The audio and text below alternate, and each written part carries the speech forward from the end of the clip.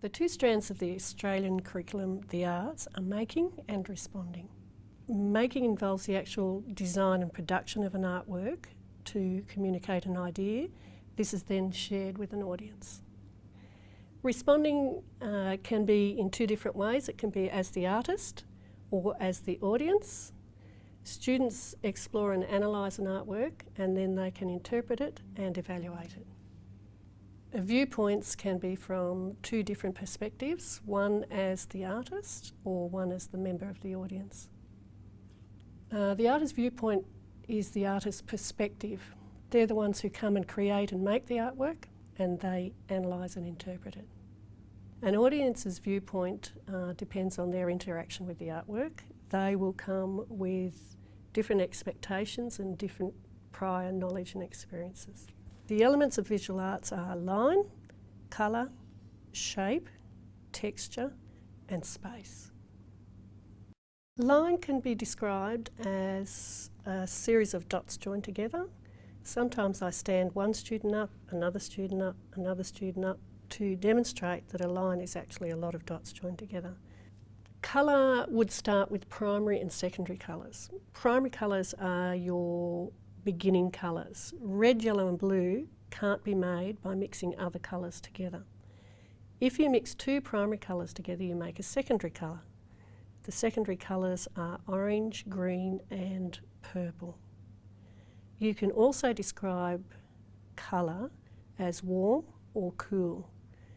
Generally speaking, the warmer colours are yellow, orange and red. They remind us of sunshine and warmth.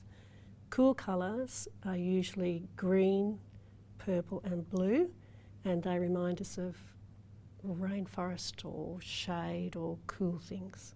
Colour can be described as complementary. If you have a colour wheel, complementary colours are opposite to each other. So when you put them next to each other, they complement each other. A shape is an enclosed space.